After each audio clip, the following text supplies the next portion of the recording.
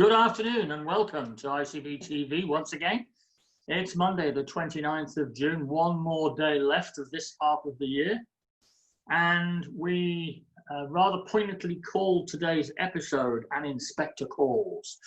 And taking up on that long-running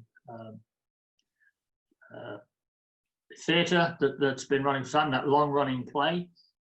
It is described as a bit of a farce on occasions. I'm hoping that when we talk to our two guests today, they're not going to describe our money laundering ventures in exactly the same, because we are here to make sure that you all know how to do your job properly. We're here to support you, and one of the big areas that you need to look at as a bookkeeper, and specifically as an ICB bookkeeper, is that you keep your eye open for any sort of activity which might be money laundering, or in fact any other sort of criminal activity like fraud. And I know a lot of you have been faced over the last 6 weeks with clients who have in the past been very straight, very down the middle, suddenly coming to you and saying, well, do you think you can just put my staff on furlough that are working full-time for me still, etc., etc. And I think perhaps we'll get a chance to talk that through with my two guests today, who I will bring forward without any further ado. Most of you will know Stephen Hardwick, who is our director of AML, and he is head of our AML directorate, which includes Steve and his intelligence officer Jane, and then a team of inspectors. And we are there specifically to put them in touch with our members so that they can support them, but at the same time make sure they're doing things right. Good afternoon, Steve. Afternoon, Garry. You okay? Well, I'm okay, apart from getting tongue-tied twice in my opening remarks. So never mind. It's obviously been a quiet weekend or something. Well, never mind. Yeah, we were very pleased to get you on board. What is it now? About 2 years ago, nearly. It's 18 months. It's 2 years ago. 2 years ago, last May. So yeah, 2 years. Yeah, right. Okay. Obviously, in the past, we've had all sorts of people involved with the anti-money laundering regime that we have, and we've always wanted to be ahead of this game, and we've always wanted to make sure we do the job properly. And when we heard that you had become available, we were very quick to try and snap you up, so we're very pleased to have you with us. And I think what we've tried to do since you arrived is very much hone in on making sure everybody knows what is required of them, giving them ample opportunity to get it right, giving them all of the instructions, templates, wording they need. Apparently, some aren't taking it quite to heart. Is that right? That's right, Garry. Yeah, I mean, I think you've got to look at this, and accountancy or bookkeepers came into scope with money laundering regulations when the 2007 regulations came in, and things were pretty quiet for 10 years. They've trundled along nicely until the NLR 2017 came in. A big change, a big massive change. There are a lot of people out there who are concerned about what they call the professional enablers, accountancies, solicitors, etc., becoming involved in money laundering. There are various pressure groups around Transparency International and the Royal Institute of Russia, Statute Institute, again, we're putting the information out there that accountants and the like are becoming involved in money laundering. The FATF Mutual Evaluation Report, the UK, again highlighted that the professionals weren't really playing ball, and so the 2017 regs have really ramped things up significantly. There's more pressure on an accountant or a bookkeeper to get things right. And of course, we're under pressure as a professional body to get things right because we're under scrutiny by OPBAS. So the game's not going to get any easier. It's really, really getting more and more difficult out there. There's more and more onus on the bookkeeper to get things right, to put measures in place. And that's what we're trying to do at the moment. We're trying to get ICB members to up the game, to make sure that they're doing all the things that they should be doing and complying with the necessary legislation. But unfortunately, we're coming across quite a few who aren't doing it right, who aren't really taking it seriously. Yeah, I think the arrival of OPBAS changed the whole playing field a little bit, because whereas in the past a lot of professional bodies, not this one, but a lot of professional bodies we're quite happy for somebody to tick in a box and say, yes, I'm compliant. But then Opbas quite quickly pointed out that, well, they would say that, wouldn't they? So everybody now has to have more proof. So it started with the introduction of the DBS. Everybody needed to prove that they haven't got a criminal background. They haven't been involved in any sort of criminal activity prior to becoming bookkeepers or accountants, or indeed solicitors and lawyers. And I think that was a major shift. And bringing you in at that particular time was specifically so that we could say, well, right, okay, here are the boxes now, prove that you've ticked them and you actually meant it and you were doing that properly. And so there was a bit of a shift to begin with, I think, where a lot of members jumped up and said, all right, got to try now. But I think probably, as our next guest will tell us, you know, a lot of the problems we're having are complacency. So I'm very pleased to introduce John Duffy. John. Good afternoon, Garry. How are you?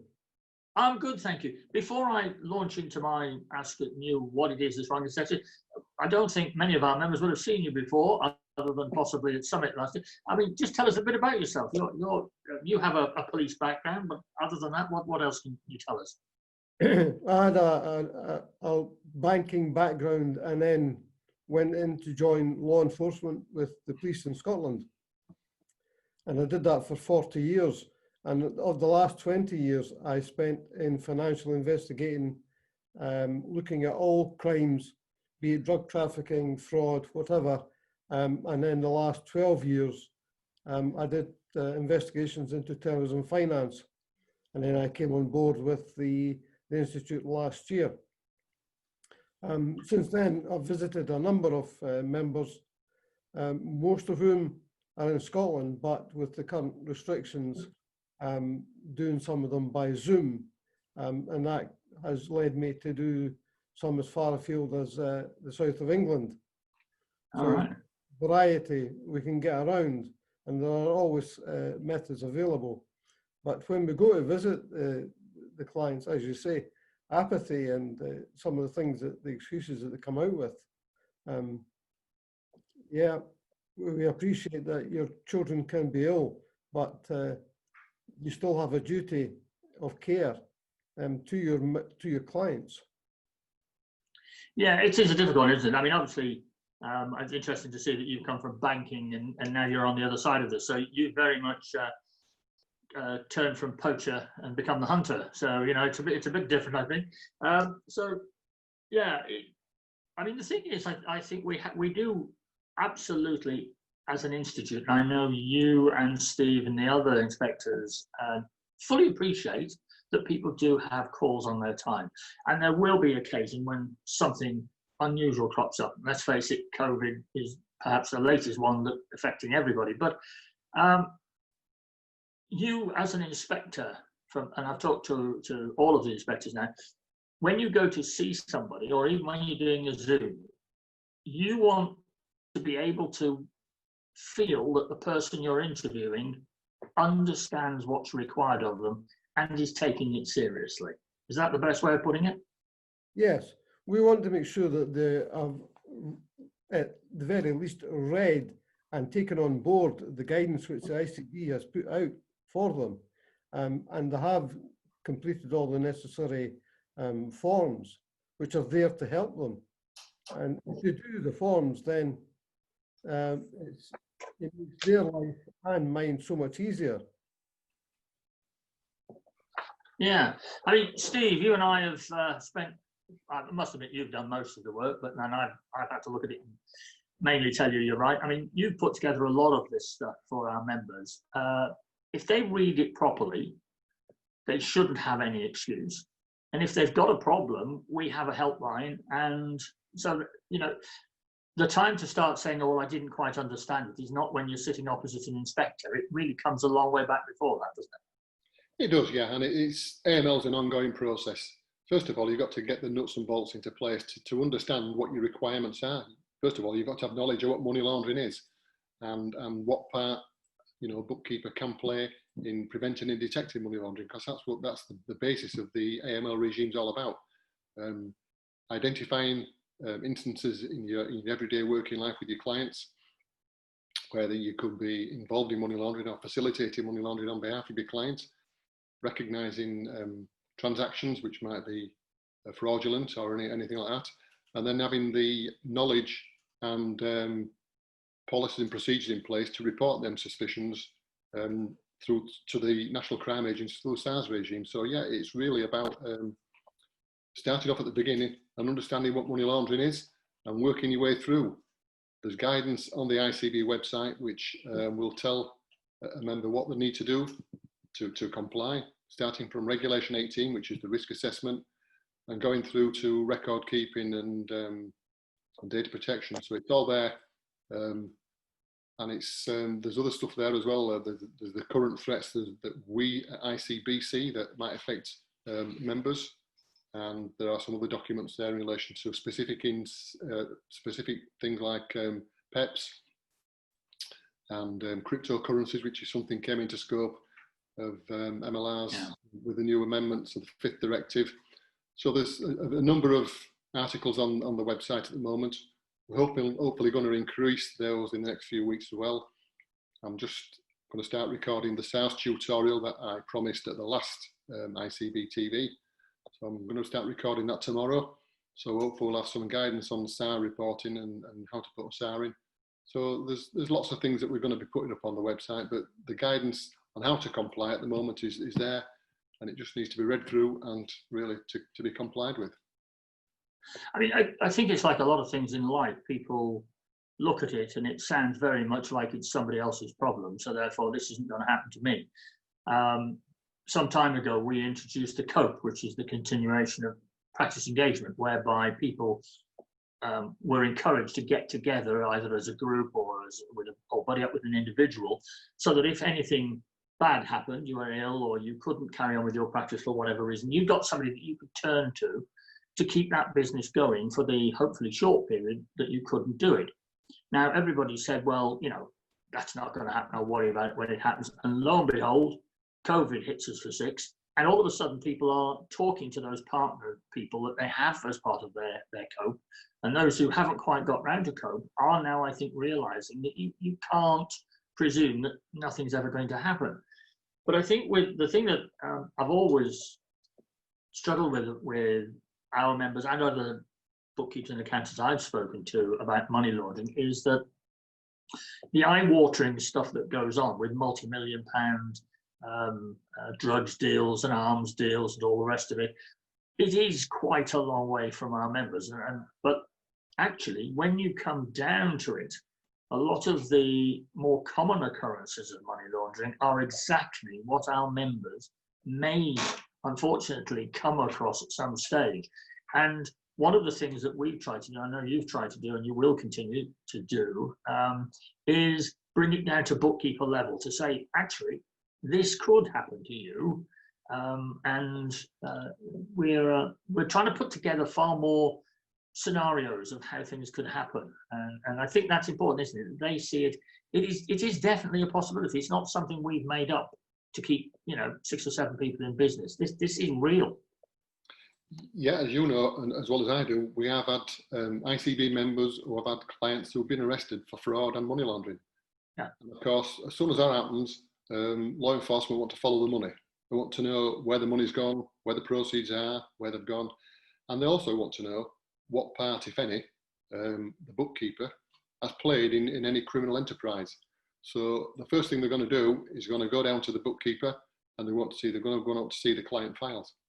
And they're going to want to know what due diligence you've done, what records you've kept, how you've identified the client, and they want to know every thread through the needle about what you've done with that client. And I always tell the tale really when people are doing their AML online.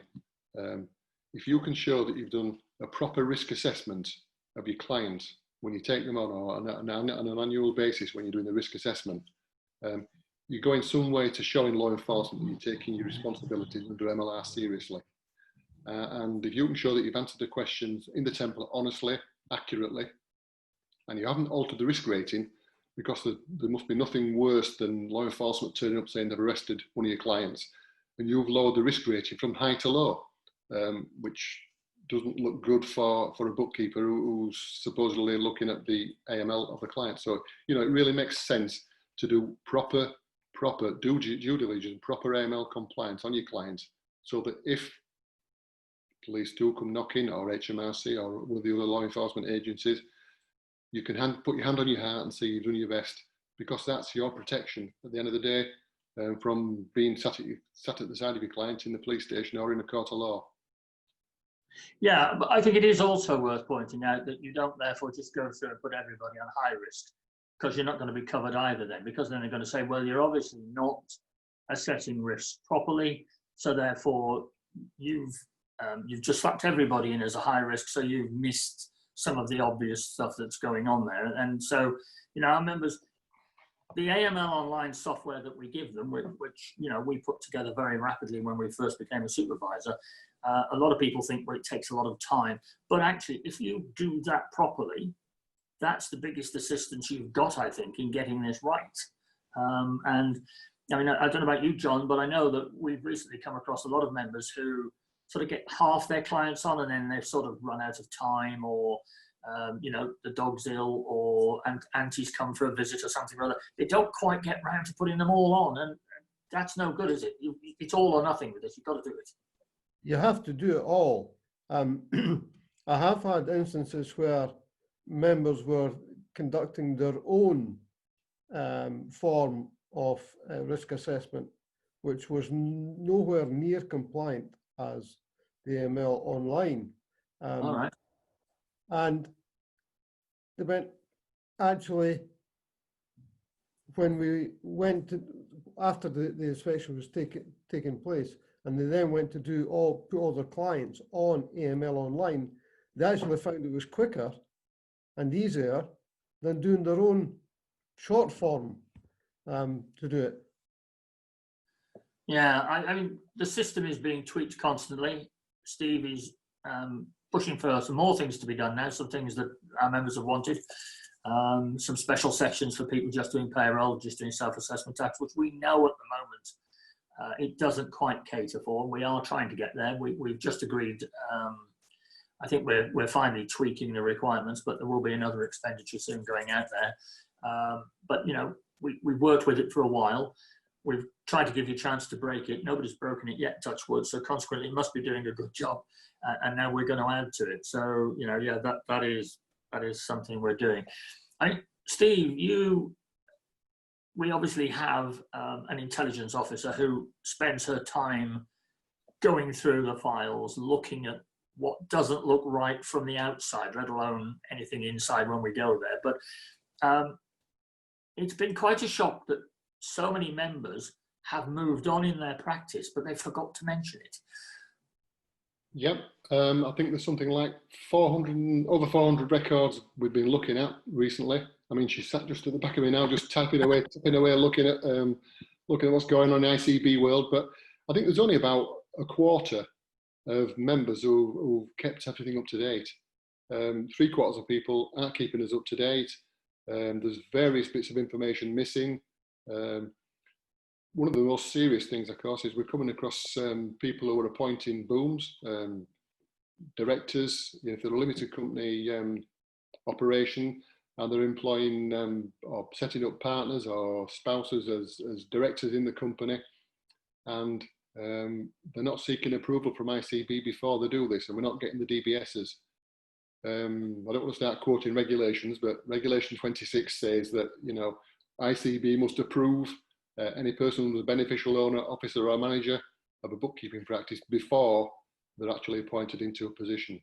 And we are still finding people who are appointing, other halves, spouses, partners as directors of a limited company who we know nothing about whatsoever. We don't even know that they're involved in the business until we look on Companies House. So these people are breaking the money laundering regulations, and it's a serious matter. So it's really important that people sort of keep us updated, keep information coming through to ICB, because we need to know who our members are, where they are, and whether they're a limited company or a sole trader and these sort of things. We really need to be up to speed with what our practices are doing. Yeah, I was looking at somebody over the weekend that was on social media, and I thought, oh, that sounds like a good practice. So I had a quick look through the record, and they've got over 700 clients. And it's a brilliantly run business. It looks, everything's fine, until looking through the website, they showed you a picture of their 18 staff in their team. We don't have 18 on our database. You know, we've got about half a dozen. And obviously, when you see 6 people and 700 clients, you think there might be something wrong here. So you just look that a little bit deeper. We have to know who these people are, because you could be employing people who, even unknown to you, are crooks. You know, we might know something more about them. We can help you with this. Other than that, when an inspector goes and says, right, can I meet your staff, and, you know, 17 come out of the door instead of 4, then immediately there's a problem. So you think, right, well, that's wrong. What else is wrong? And I presume, you know, and I'm obviously not a policeman, but, you know, I've unfortunately had dealings with them, not personally, but with staff in the past and various other things. And they just keep going along the line for as long as they can until they find everything that's wrong. And I think this is presumably what happens when you go into what is seemingly a very well-run practice, and then something's wrong. So you think, perhaps I ought to look at everything else as well. Is that how you do this? Yeah. Yeah. Go on, John. When you go in and you find a little thing, and it's the little things which get bigger and bigger and bigger, and things can just escalate very quickly from what would be a practice which is 99% compliant, but then you find so many faults that it actually becomes non-compliant. Yeah, and just to tell everybody, just for those who don't know, you might be selected for a visit at random. It might be because we found something else on your file that doesn't look quite right, or sometimes because you come to us and say, look, I forgot to tell you 6 months ago that I became a limited company instead of a sole trader. So we'll say, okay, fine. So let's come and make sure you're doing things correctly, make sure you've done all the transfers properly. So we'll come and talk to you. And, you know, we are there to make sure that you uphold the reputation of ICB bookkeepers, yourself and the Institute. And that's our first job. That's what we do.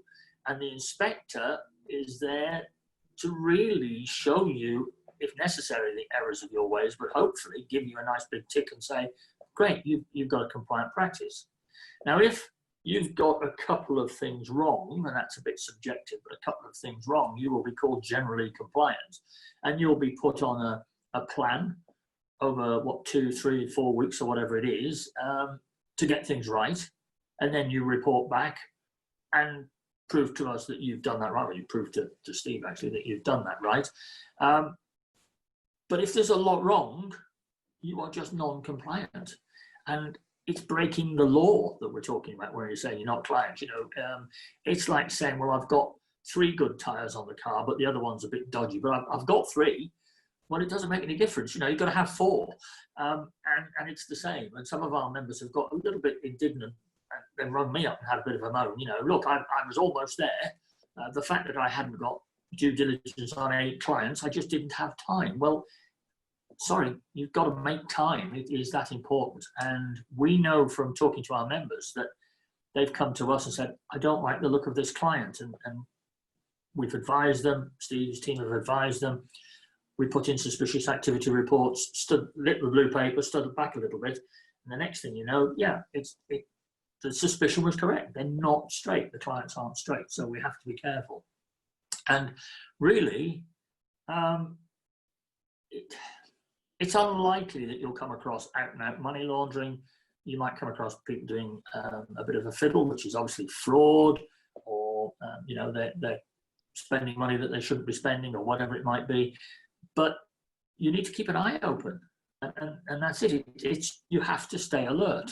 And I mean, it's difficult to keep going over it time and time again. And this whole program, really, everybody that saw your presentation, Steve, at the Inspire Tour, or virtual Inspire Tour, the summit last year, the Inspire Tour before that, the 30 or 40 branch meetings that you've done, and some of the inspectors have done them as well. People should know this by now, shouldn't they?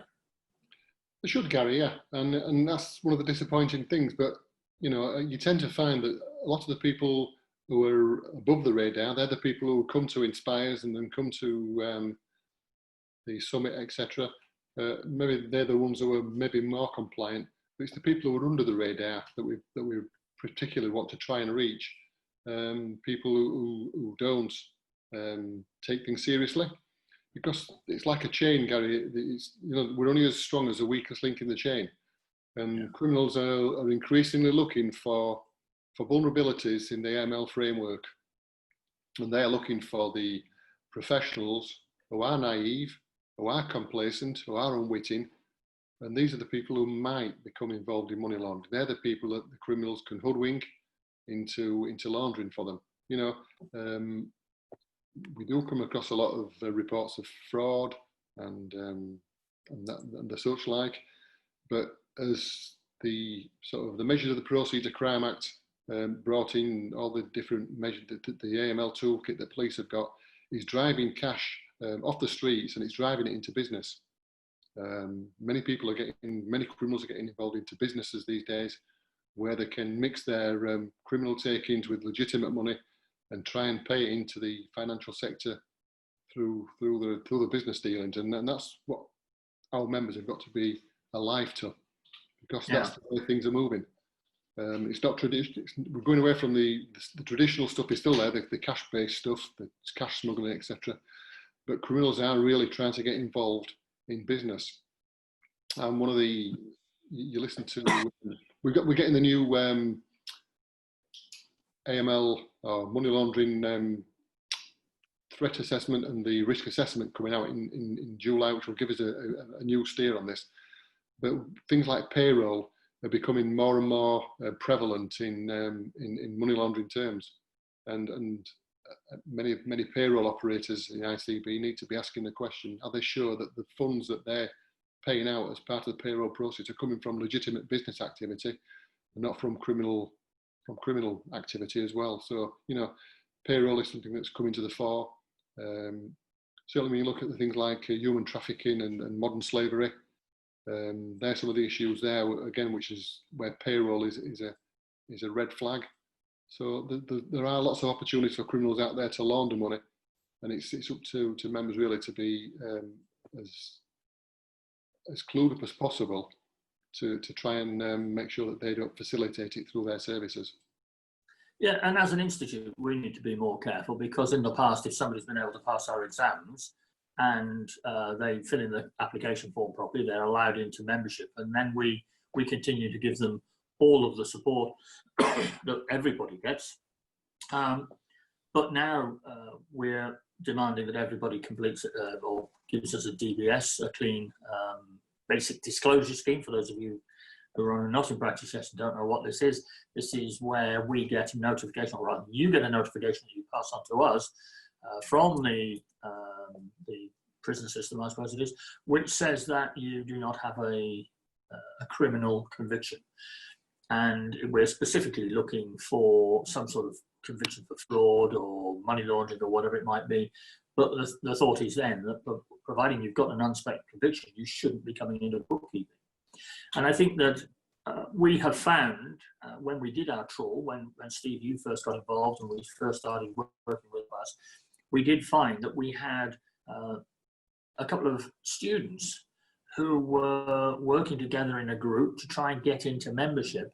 Now, we are presuming from what was taking place in the background, which we've been able to find out, that they were going to create a bookkeeping circle, and every crook in the country would be able to just send them their books, and they'd send it back to them looking really sweet and tasty, and nobody would ever suspect anything. So as an institute, we too now have to go through far more due diligence of absolutely everybody, and soon, before long, I think, even more so. But I think it's important that everybody realises that we're all part of this. It's not all throwing back to the members.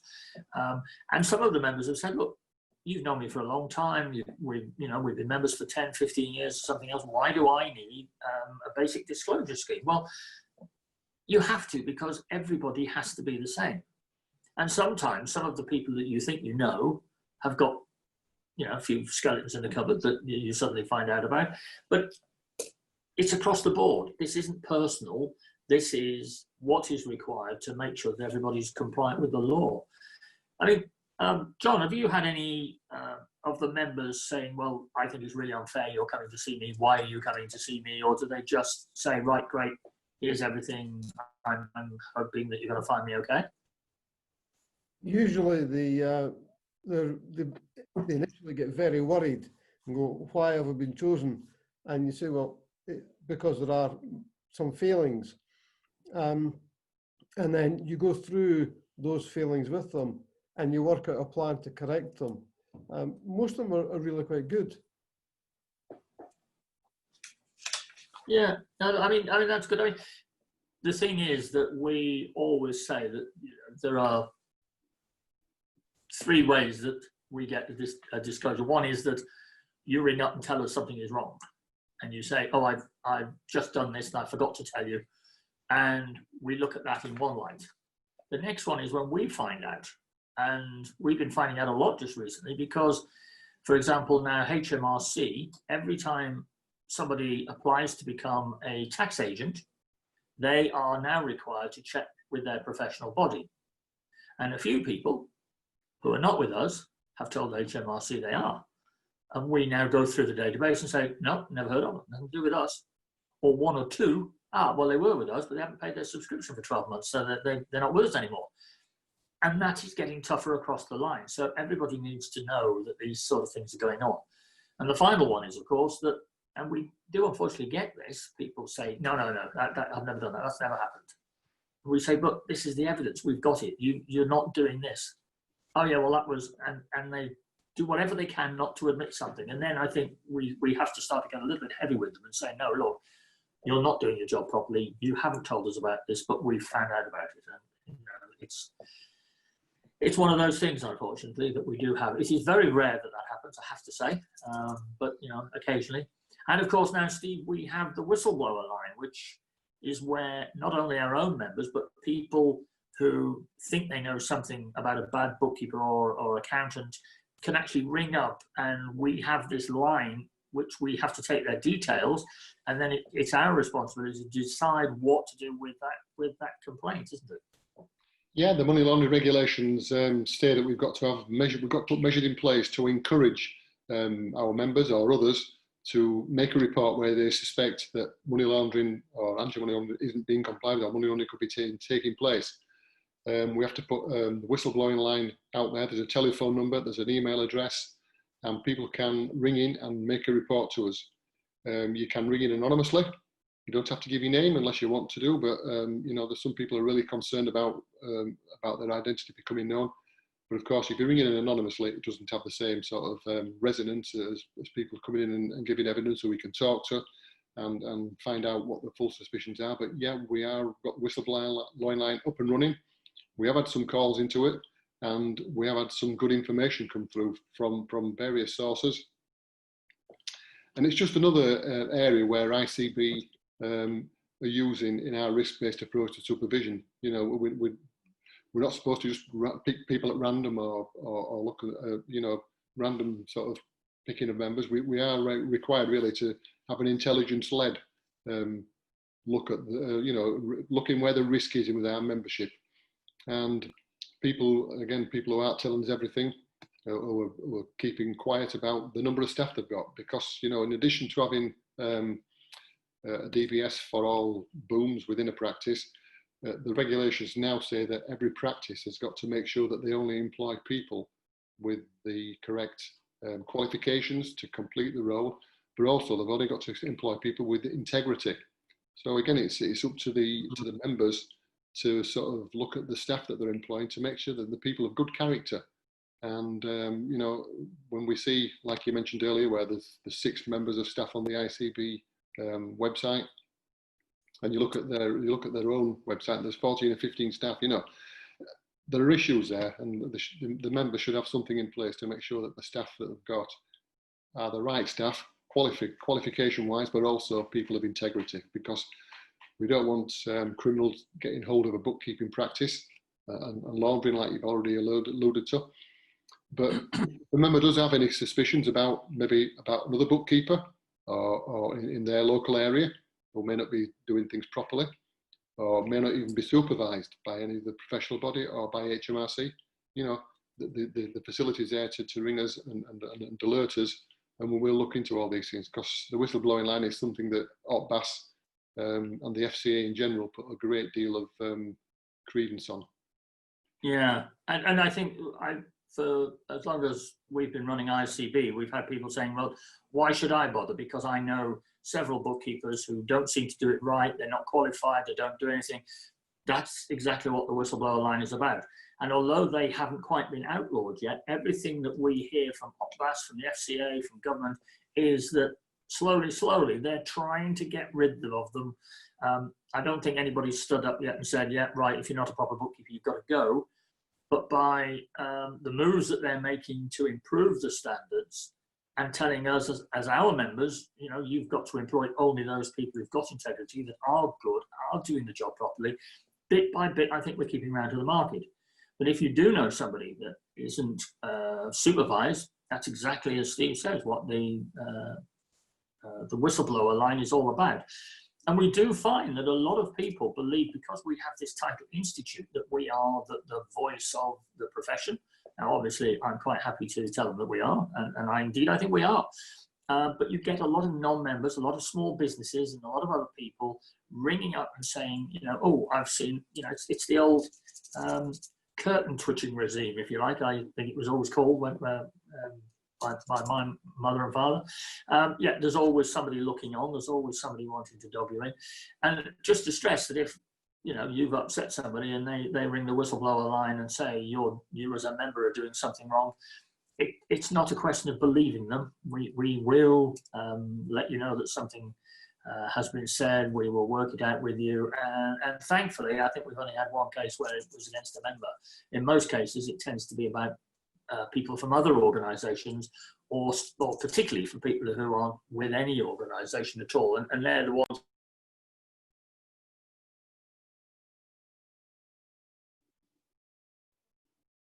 Garry, you've muted yourself. Thank you. I was just about to start looking at some of the questions. Judith Siddle, hi Judith. Just heard of a person who was stopped on the motorway by police for speeding. The police found £19,000 in the glove box and seized it. He said he was going to buy stock. Yep, a lot of stock for 19,000 in cash, isn't it?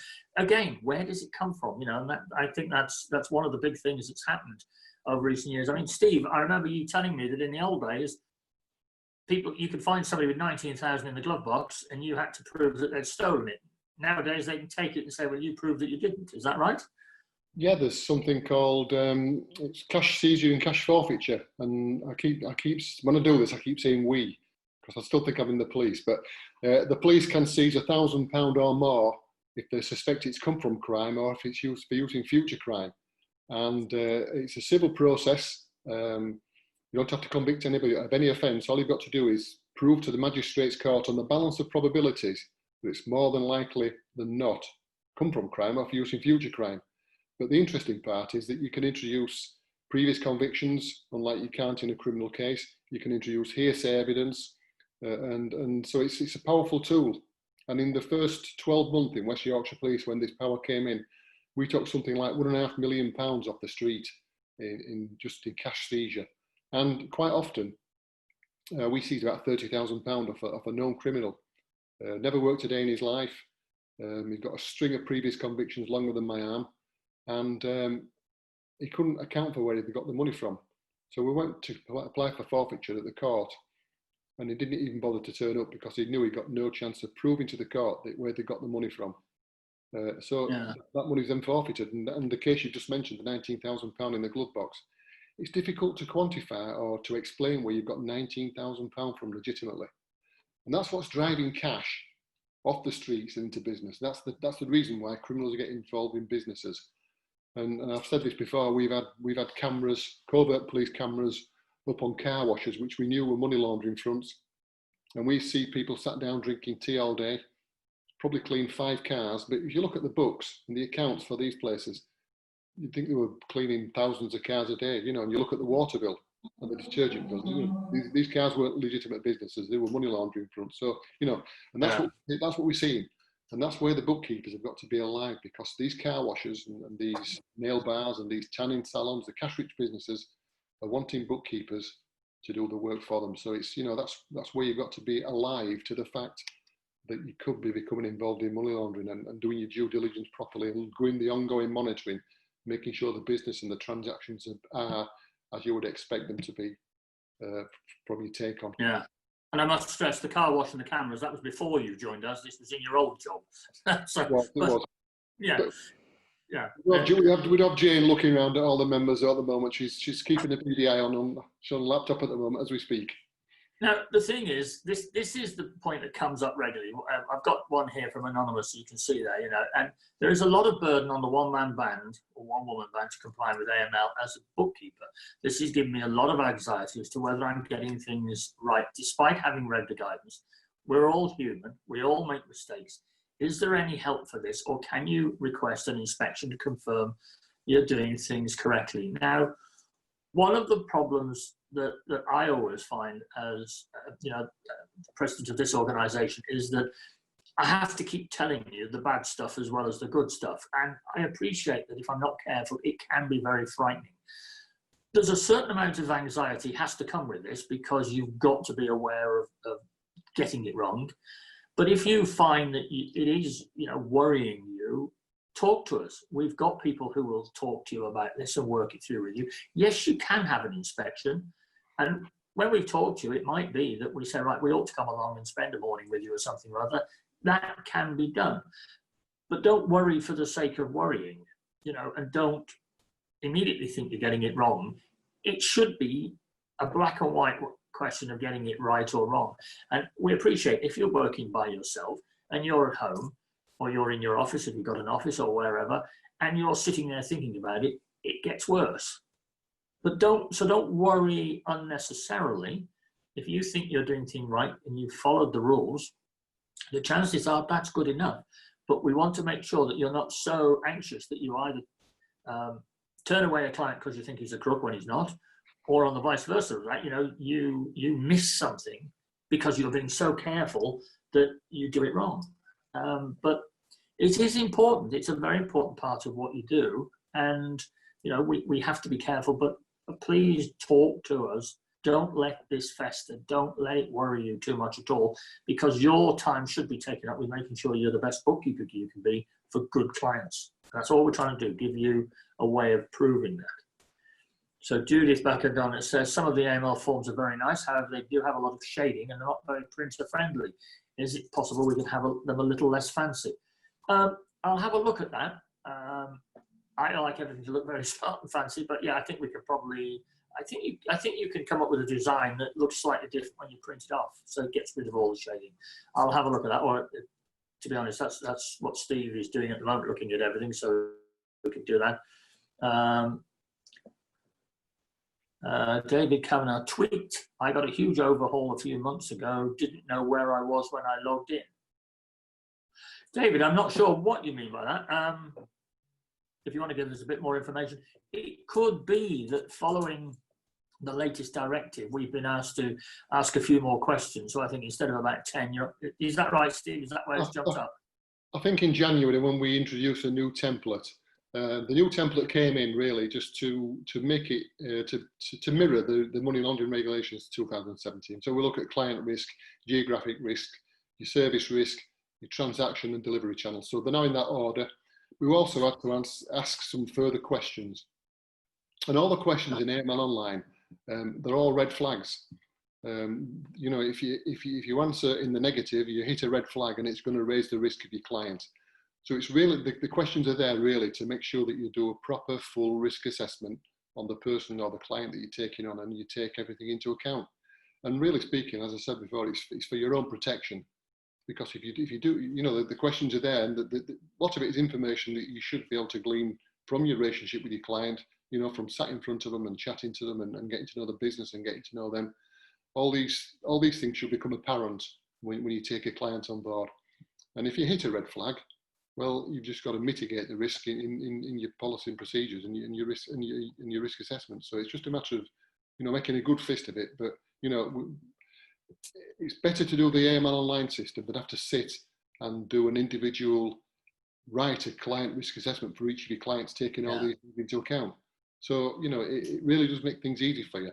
And as I've said before, if the police come knocking at your door, you can say, look, I've done my client risk assessment and it came out as a medium risk, low risk, high risk. So long as you take into account the risk factor that the system generates, you know, that's all we ask.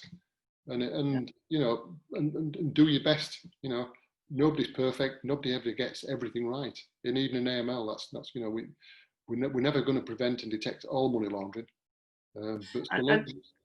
And as I've said so many times before, the fact that you make somebody a high risk doesn't mean you think that they are a crook, but you might think that something within their business, say for example, they take cash, means that they could be, or they've got more opportunity than most for being difficult or going the wrong way, in which case it's showing that you know about that. And therefore you're expected just to be that bit more careful with them. And if that red flag turns out to be an absolute, yes, this is definitely a crooked client, then you take that one step further and put in your SAR and talk to us about pulling out or whatever it might be.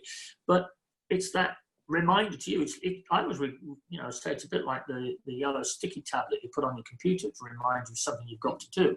That's what the red flag is about. It's to tell you that this person has got to be looked at, and you've got to be a bit more careful than, you know, with everybody else. That's where your risk-based approach to compliance comes in, Gary. That's what risk-based approach is all about. It's looking for where the risk is, and if it's the higher risk, if you get the higher risk client, you put more effort into that client than you do to the lower risk, and that's where you put your resources, and that's what the risk-based approach is all about. That's what ICB has to do. We have to take a risk-based approach to our supervision, and we put our resources into where the risk is. And if we're looking at AML online and people are putting all the clients on, or we're looking at other areas, you know, we will prioritise our inspections to the people we think aren't complying.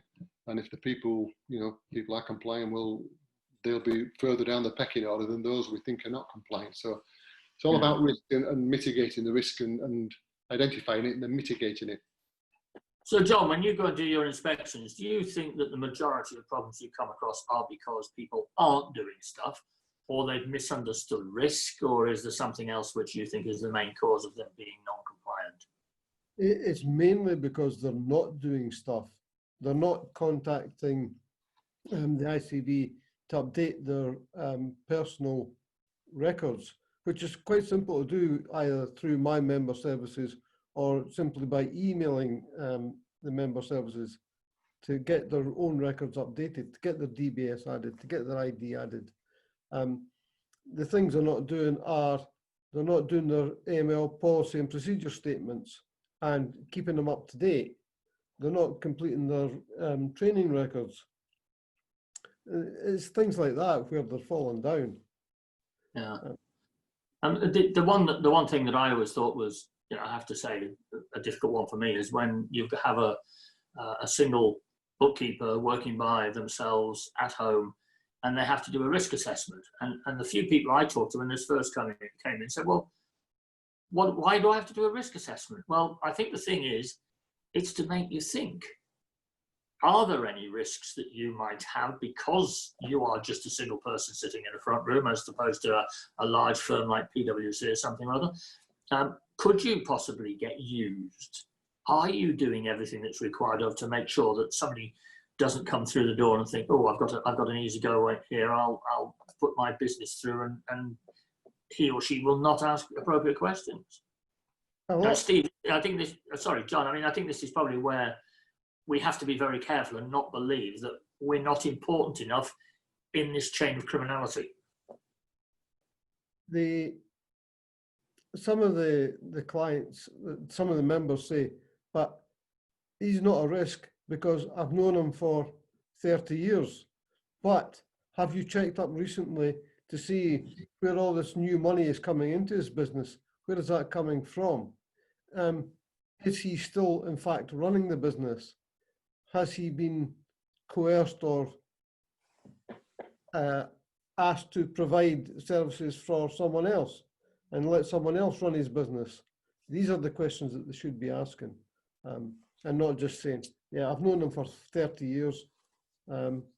there could be something else happening if there are any other circumstances which might merit further investigation. Yeah, and I think sometimes we are, we believe people a little bit too easily. I mean, I don't think we should start doubting everybody, but I mean, we've got a case that happened recently with one of our members, had a person working for them, turned out to, we didn't know that this person was working there, she was unqualified. The member emigrated, didn't tell us that she'd gone, didn't tell us the business had changed, and this particular person took £300,000 out of a client's business. Now, the member is the one that's in trouble because she's not told us this. You know, the other person has already gone to prison, so that's fine. But the member should know this. And she turned around and said, oh, it wasn't my fault. Yes, it was. You didn't tell us what was going on. Or else we could have said to you, well, hold on a minute. You know, you're leaving your entire business and 20, 30 clients or something or other to a 20-something that's got nothing to do with bookkeeping or anything else. Oh, well, I needed somebody to look after the business for me. Is not an excuse. I need to get through some of these, actually. Claire Kendall. Hi, Claire. I'm very new into practice and wondering if there are some tips to look at in clients' books other than the obvious flashy assets. Yeah. So, Steve, I can see you wait to go for that one. I think it's making sure when you, it's all about doing your ongoing monitoring. You know, when you take a client on board, you get to know, you know, what is the business doing? I always say the 5 WH. Who are they? What are they doing? Where they're doing it? Why they're doing it? How they're doing it? You've got to ask all these questions. Really get to under the skin of the business so you really know the nuts and bolts and how it operates. Then you do the ongoing monitoring. And you make sure that what you're seeing coming through the books matches what you saw at take on. And I always give the example. It's probably not a good example, but I always give the example of the kitchen firm, where you take a kitchen fitter on board as a client, and he said his turnover is £50,000 a year, and for 2 or 3 years he's turning £50,000 a year over and thinks it's going along swimmingly, just as you would expect. The year after, his turnover goes up to £500,000, and you suddenly should be thinking, well, it was £50,000, it's now £500,000. So you go back to the client and ask the question, you know, your turnover's gone up from 50,000 to £500,000. What's happened? Why is that happened? And he might say to you, well, I've got a contract working for B&Q, fitting the kitchens for them. I've employed 3 or 4 staff. Turnover's gone through the roof, and it shows you the contracts and the agreements and the invoices, and it matches what the new turnover. Job done. You've done your due diligence. You've asked the question. On the other hand, he may say, well, why's your turnover gone from 50,000 to £500,000? And he may say to you, well, I pay you to do my books, not to stick your nose into my business. So what do you do then? You know, and it's looking for the anomaly, looking for where business might not be as it should be. And that's where your suspicion should be aroused. You ask the question, and in the last example there, you've got to decide, well, do I need to submit a SAR because he won't talk to me, or do you look for their evidence? You know, it's a question for what you do, but it's looking for those anomalies and looking for where things don't stack up. And it might be an invoice, it might be like things like consultancy fees. You know, a consultancy fees a natural sort of expense in this business? Is it a normal invoice, or is it something where they could be disguising cash transactions? Or, you know, it's looking for the things that aren't ordinary. It's difficult for me as a non-bookkeeper to tell a bookkeeper what they should be looking for, but you should be looking for the obvious. You know, you should know what the nuts and bolts of a business is, and then looking for what's out of the ordinary and asking the questions. I think that's the best way to put it. I mean, we've had a couple recently. One of our members said she was doing a self-assessment tax return, and the person said, well, I don't want you to look at my personal account because that's nothing to do with my business. And she said, no, I have to see the personal account. And she came back to us and said, can I demand to see it? And I said, yeah, of course you can. So she demanded to see his personal account, and he'd sidled off £49,000. So he was hoping not to have to pay tax on that. You know, that's why you have authority as a bookkeeper to go as far as you can to get the information. If you can't get the information, you have to say, well, why will they not give me this information? And check things out. And, you know, it's little things. Like we've had a couple of occasions in the past where members have said, hold on a minute, I think this company that is being paid on a monthly basis doesn't exist. So you check it out and no, it's their uncle down the road or their cousin or something. You know, all that sort of stuff is a way of stopping tax being paid on income, and you have to be careful with it. Now, just to go back to Claire and others, the anonymous, I don't want to frighten you because, you know, these occurrences are rare, but we're here to just alert you to the fact that they might happen. You know, and yeah, it's like putting airbags in cars. We all know that when it comes to it, that will work. You don't sit there and worry in case, you know, it's going to come off for no particular reason. You've just got to have an understanding, and we are absolutely 110% behind you to help you get this right. So if you don't get it right, and you know you've got it wrong, but you're just not doing something about it, it's only then that we're going to have to start saying, well, hold on a minute, you're not doing your job properly. And I think that's important. I think, Gary, if people have got if they've got the risk assessment in place, they've got the policy and procedures, and they're happy with the staff, and they've got training and stuff, so long as they're doing all these things, you're never going to spot everything. You know, criminals are cunning people. They will use all different guises to launder money or to commit crime and to commit fraud. You're never going to find or stop everything. But so long as you've got the basics in place to try and stop it, that's what we're looking for. People having the basics in place, because you're never going to spot everything, and it's easy for criminals to try and hoodwink you, and you know, you could miss something. But if they're genuine mistakes, there's no problem. It's where people don't put the policy and procedure in place, who don't do the training, who don't take things seriously. They're the people who've got the problems. Those who put things in place and who try to comply, you know, if something gets through you, you know, and you've tried your best, nobody can ask any more. And the other thing is to keep a paper trail or an email trail or anything else, because, you know, if you've covered everything, covered your back in an email, said, you know, this is what I'm doing, this is what you need to do, you need to give me that, you've got some proof that you have tried with that particular client, or you know, you had no reason to believe anything was going wrong. But, you know, they say a verbal agreement isn't the paper worth the paper it's written on, and that is true. So, Claire, if you need some more help, the best thing to do, if you go along to a branch meeting, either a virtual branch meeting now, or to a physical branch meeting when they start up again, it's the sort of thing which you can say to the group, look, I need some help, some information. Anybody got any stories that you can tell me, any help you can give me? And the chair will normally say, well, look, let's do something on money laundering. Let's get one of the inspectors in, let's do something. And you can go into far more detail, but it's better if you get it from people who have been there, done that. It'll show you that, you know, in the majority of cases, there isn't going to be a problem, but just how to keep your eye open. And if that doesn't work, you know, or it doesn't suit you, or you need something quicker, give us a call. You know, I'll speak to you, Steve will speak, somebody will speak to you. That's what we're here for. Steph Busby, in answer to the member that mentioned the shading on the forms, I created my own MLR forms based on the questions as a spreadsheet. Happy to share. Right. Okay, well, Steph, I mean, that's a possible. You have to be careful that the information doesn't corrupt, and also how you store it. Because don't forget, we've got the GDPR link into our information that's recorded on our form. Make sure you have the same. When will the forms be online, be updated, so that a client can be ceased without having to answer all of the questions again? Steve? I think the problem with that issue is because we changed the forms in January. If you had a client on last year's, or you completed the form on last year, because the forms have changed, you've now got to do the form all over again, unfortunately. But if there ceased to be a client, you can quickly whiz through the form very, very quickly. Show the client date that ceased to be a client, recalculate risk at the bottom, save and exit, and then that client is off your list. So unfortunately, it's an anomaly where you've got to do all the form again, but you do it very, very quickly, whiz through the form, but as long as you recalculate risk and you've got the end date in, it will take them off your list.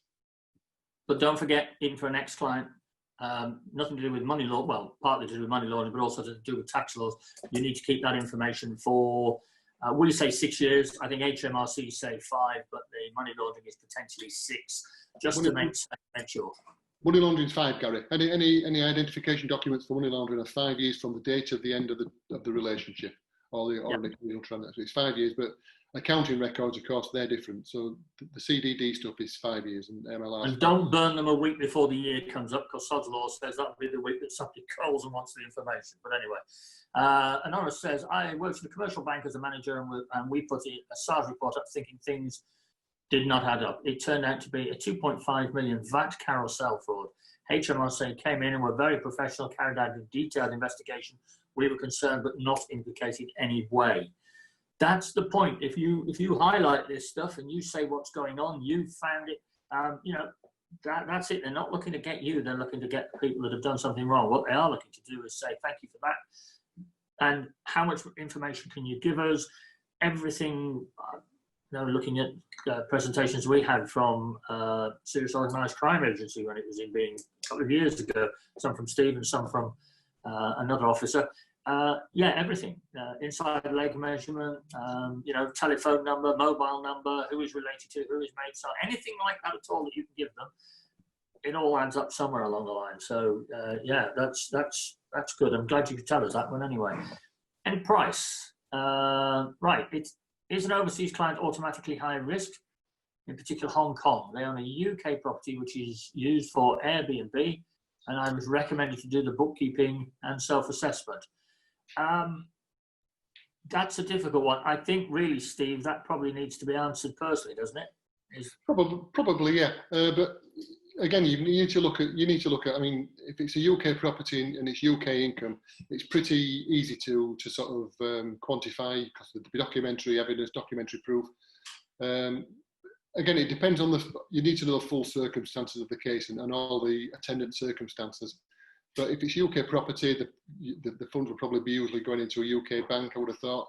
Like you say, we probably need to speak personally about that, but look at all the attendant circumstances. But it may be not as high risk as it appears to be. Okay, for something actually sort of similar from Rasa Dalton. Hi, Rasa. Rasa's our chair of the Essex branch. And do companies which are outside the UK come under the MLR regulations? Say a UK client has set up another company abroad, which is a separate legal entity. Every country in the world comes under the regulations. Steve, yes? Yeah, if your clients are in the UK, it's a UK, your clients are in the UK, they've got to comply with the money laundering regulator, or the UK criminal law, money laundering. So you've got to make sure you do your due diligence properly. And as part of the due diligence process, you've got to find out about this company that's based overseas. If at all possible, get company documentation. If you can't get it online, they really should be getting the documentation in whatever country it's from and having it certified, probably by a notary, that it's accurate and that it reflects on the company records, etc. So, you know, you really need to be doing your due diligence and making sure that the company exists and that it's got a footprint out there. And you can usually do that, as I say, through a notary in the country where the company's been certified.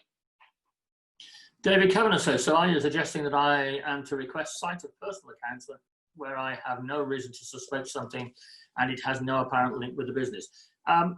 It's when you're doing somebody's self-assessment tax return, which is supposed to expose all income, not just from the bit of the business that you know, or the bit of income that you know about. Because what you're saying in a self-assessment tax return is this is all the tax that this client is due to pay. So then, yes, you need to know what else is going on. So if you find that, you know, £49,000 or whatever it is has been going into his personal account, and then really it just begs the other question: who else has had a bit of that? You know, has he sent his daughter at university 5,000? You know, his son in, I don't know, hole somewhere in a bed sit 5,000, etc. It just means that somebody isn't being straight with you, and if they're not being straight with you, you really don't want to deal with them, and you need to make it the appropriate, you know, fill in a SAR or something like that, because it's just not right. And some people do this, you know, they get this particular person got a bit upset that he was being asked for it, but when she demanded it, he gave it up and he said, yeah, well, okay. So you have to do that sort of thing occasionally. Garry, I mean, John... Sorry, yeah. in the new template, in the new self-assessment template, that's one of the questions. Are you happy that all the income that the client's declaring to you is, you know, they're declaring all his income to you? It's one of the questions. And have you seen the bank statements, P60s, P45s that shows that the income's from, you know, from legitimate source? So it's one of the questions that will be asked on the new self-assessment template. Yeah, I think our member had a bit of a suspicion because she said he was spending a lot of money, but it didn't seem to be coming out of their business. It was all coming out of his personal account, but she couldn't understand how he got that much money in his personal account. It could be he's got a long lost aunt that's left him some money in a will. It could be he's won the lottery. You know, that isn't the point. You just want to know, black and white, have you got any more money coming in that I need to know about? And that's it, really. John, I won't give you a surname here, John, because it looks to me as if this could be an ongoing case. Don't know. I use a recognised money laundering prompt sheet, which I find very helpful. There are 20 examples. Oh, I see what you mean. Sorry, right. Okay, it's John Borcott. I thought you were telling me that you were putting in somebody with 20 examples of money laundering there. Yeah, we, prompt sheet. Yeah, we've got prompt sheets all over the website, and it's right. It is useful because, you know, if you're looking for 10 things normally, I can guarantee if you try and remember 10, you'll probably remember 8. So yeah, use crib sheets. They're great and definitely the thing to do. Claire Kendall says, I'm part of Lincolnshire branch. We are doing lots on AML and the branch has been excellent in helping me. Thanks for these answers too. The more I hear, the more helpful it is. Well, I'm pleased about that, Claire. And I know that Lincolnshire, Lucy Brown is your chair there. And she is actually very, very keen to get this right. I know she's a bit of a stickler for this. And we've been, it's not just Lucy, we've got a couple of other chairs that do. So they've really taken it to heart, partly because I think they see how important it is, but also because they see the look of rabbits in the headlights when they start talking to their members about this, and they realise that people need to talk this through, because something that you know about is not half as scary as something you don't, and that's important. And in fact, Lucy's going to come on board with us, and she's going to chair one of our committees moving forward that will look at the disciplinary decisions we make, just to make sure that we're making the decisions properly.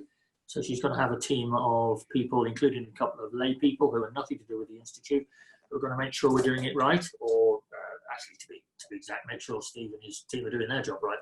But anyway, it's good. So yeah, that's great.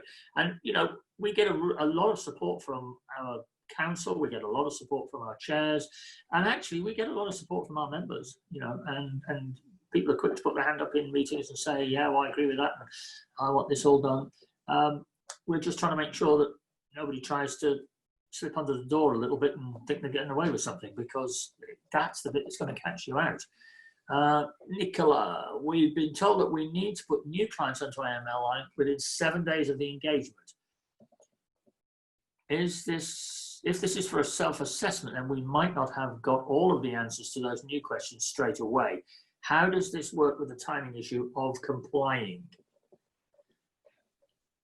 CDD should be done really, but at the time you set the client on board, you must try and get as much information as possible. I mean, you probably aren't doing a self-assessment straight away, so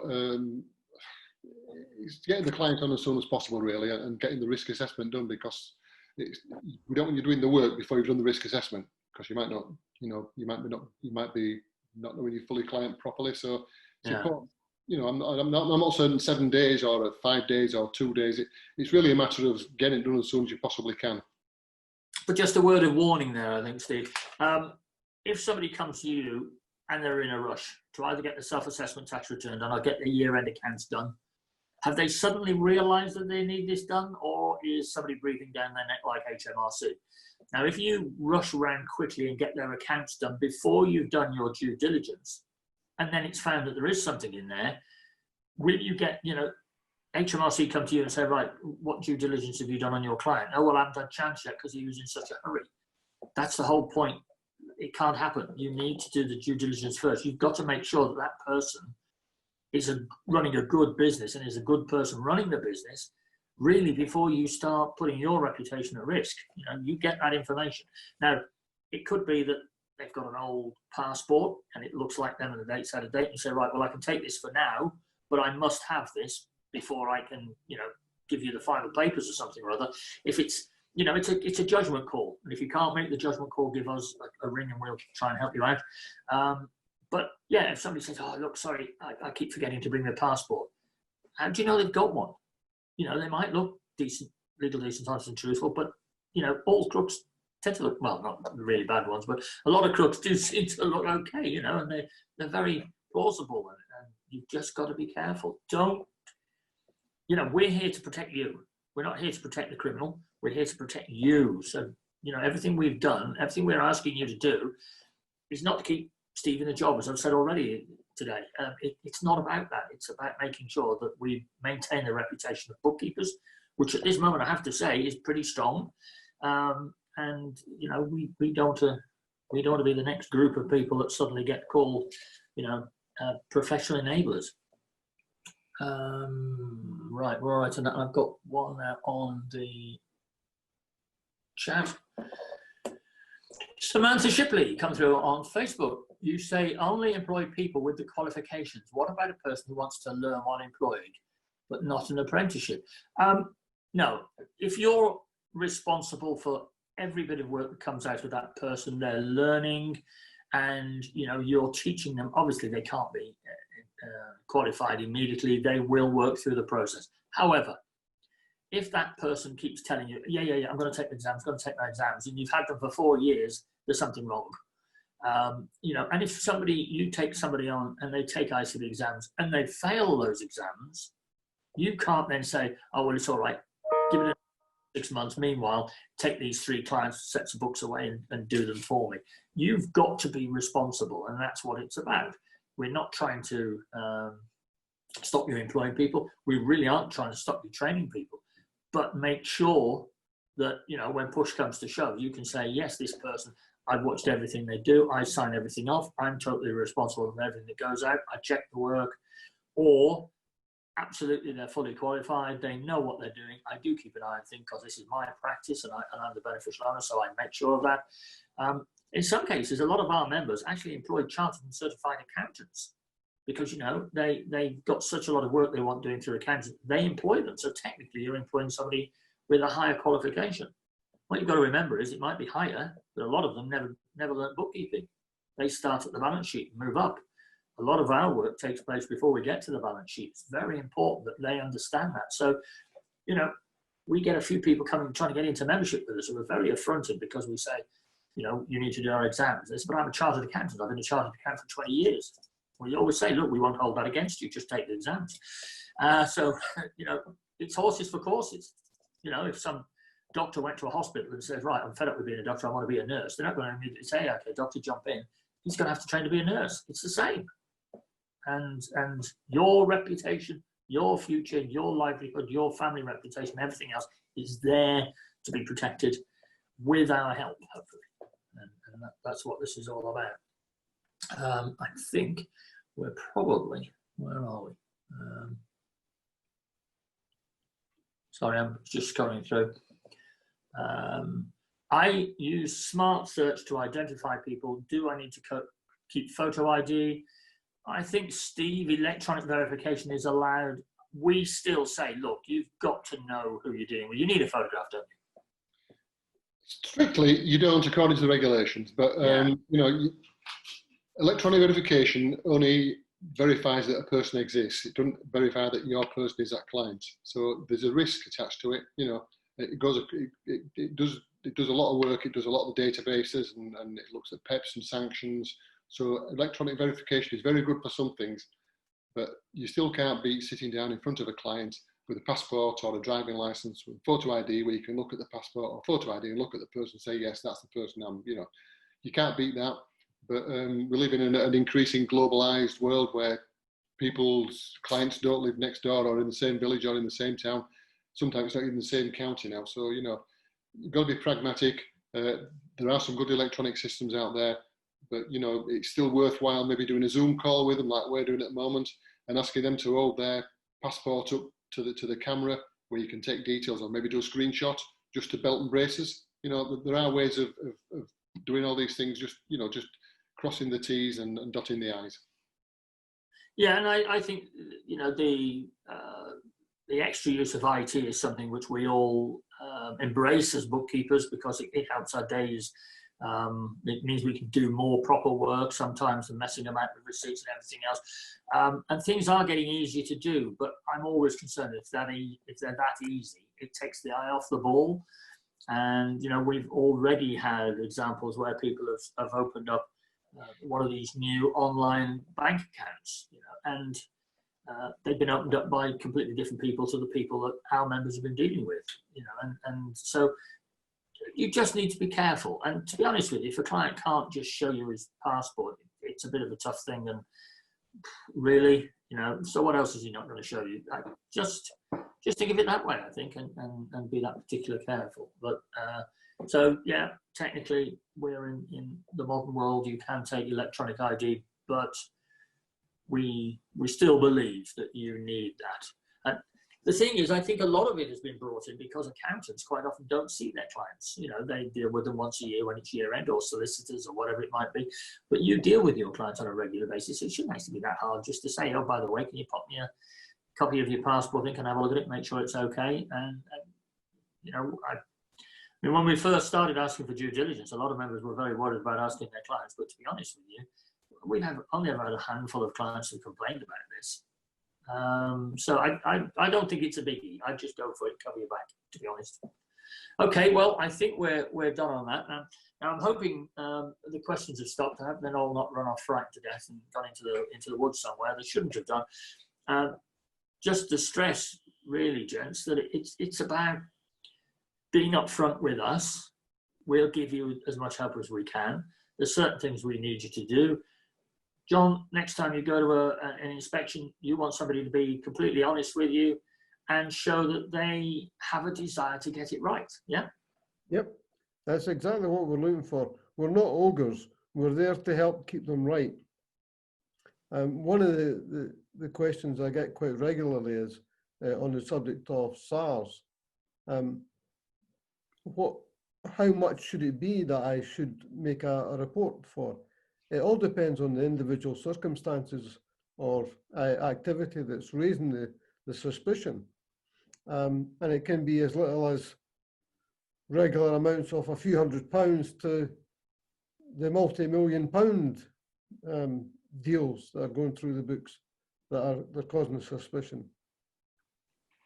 But, yeah, I think it's difficult sometimes to weigh up, you know, how small an item can be a problem, or how big an item can be. But it's, yeah, you want to, if something small is being put through the books and you see it, is there anything else? Does it mean that other stuff is there? I mean, most criminals, from what I gather, don't do things by halves. You know, they do it in different ways. You know, once they've got one way of doing a fiddle, they'll think of another way of using that fiddle. Steve, any last comments from you for our members, just to allay their fears that we're not on their side? Like I said earlier, Gary, it's all about taking it seriously, looking at the guidance, doing your risk assessment, doing your policy and procedures, making sure you've got things in place and doing your due diligence properly. You know, so long as you do that, you're going to protect yourself. You know, you're never going to spot everything. And if a criminal's determined and he's cunning enough, he can launder money through any business he wants. It's just putting the things into place to protect yourself. And it's common sense, a lot of it. It's not too technical, common sense. Just try your best. You know, that's all we ask you. You try your best. You're never going to prevent and detect everything. And you know, but so long as you've done what you can and put the things in place that you should, nobody can ever criticise you. Great. So just to finish by saying, you know, again, we are your complete support network. You know, everything that you need to do is on our website. It tells you in longhand and shorthand what you do. So there are briefs, then there is the full legislation on there if you want to refer back to it and see why we're asking you to do it. We've got templates, we've got questionnaires, we've got everything that we can think of. We're always thinking of more, and if anybody says to us, would it be very good if you had I had one recently say, can we have a diagram showing us the route that we do things and what comes first, second, third, and fourth? And yeah, okay, well, we can come up with one of those.